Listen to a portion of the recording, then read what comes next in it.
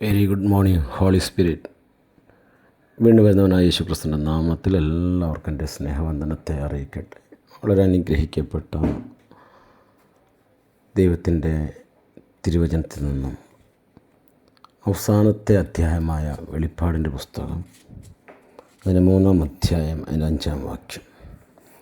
അവർ യോഗ്യന്മാരാകയാൽ വെള്ള ധരിച്ചും കൊണ്ട് എന്നോടുകൂടെ നടക്കും. ജയിക്കുന്നവൻ വെള്ളയുടുപ്പ് ധരിക്കും.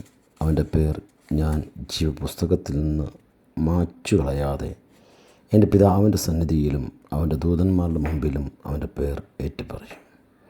ഹല്ലേലൂയ. വളരെ അനുഗ്രഹിക്കപ്പെട്ട പത്മോസിൽ വെച്ച് കർത്താവിൻ്റെ അപ്പോസ്തലനായ യോഹന്നാൻ ദൂതൻ കാണിച്ചു കൊടുക്കുന്ന വലിയൊരു വെളിപ്പാടാണ് വെളിപ്പാട് പുസ്തകം 21 അധ്യായങ്ങളും. ഹല്ലേലൂയ. അവിടെ നമുക്കറിയാം, തർദീസിലെ സഭയുടെ ദൂതന് എഴുതുക, ദൈവത്തിൻ്റെ 7 ആത്മാവും 7 നക്ഷത്രമുള്ളവൻ അരുളി ചെയ്യുന്നത്, ഞാൻ നിൻ്റെ പ്രവൃത്തി അറിയുന്നു. ആമേൻ. ദൈവത്തിൻ്റെ ജീവനുള്ള എന്ന് നിനക്ക് പേരുണ്ടെങ്കിലും നീ മരിച്ചവനെ പോലെയാകുന്നു. ദൈവത്തിൻ്റെ ജീവൻ നമുക്ക് തന്നത് ഭൂമിയിൽ വാഴുക എന്നുള്ളതാണ്. അതുകൊണ്ടാണ് അവിടെ നീ യോഗ്യന്മാരാകൽ. ദൈവത്തിൻ്റെ ജീവൻ പ്രാപിച്ചിട്ട് ദൈവത്തിന് ഗുണകരമാകുന്ന ഒരു പ്രവൃത്തി നിന്നിൽ നിന്ന് കാണുന്നില്ല എങ്കിൽ ജീവനുണ്ടെന്നേ ഉള്ളൂ, പക്ഷേ മരിച്ചവനാകുന്നു. അവിടെ അനുഗ്രഹിക്കപ്പെട്ട ഒരു വചനവാക്യമാണ്, ജയിക്കുന്നവന് ഞാൻ വെള്ളയുടുപ്പ് ധരിപ്പിക്കും. അങ്ങനെയുള്ള കുറച്ച് പേർ തർദീസിലുണ്ട്. ഹല്ലേലൂയ. എന്നാൽ ഒരു 95% പ്രവൃത്തിയില്ലാതെ മരിച്ച അവസ്ഥയിൽ ആയിരിക്കുന്നു എന്നുള്ളത്. നിങ്ങൾ ആ വചനം വായിക്കുമ്പോൾ ശ്രദ്ധിക്കണേ.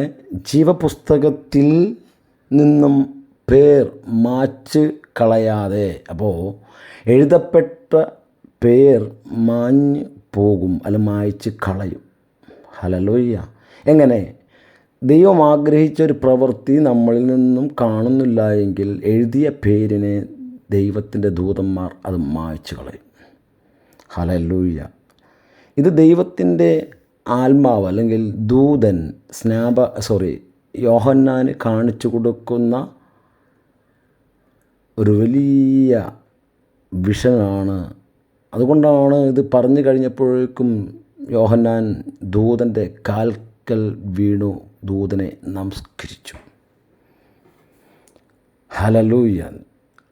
അത് നല്ലൊരു സൈനല്ല. കാരണം ദൈവത്തിൻ്റെ ആരാധിക്കേണ്ട, ദൈവത്തിന് മഹത്വം കൊടുക്കേണ്ട യോഹന്നാൻ്റെ മുമ്പിൽ വെളിപ്പെടുത്തി കൊടുത്ത ദൂതൻ്റെ മുമ്പിൽ യോഹന്നാൻ വീണുപോയി.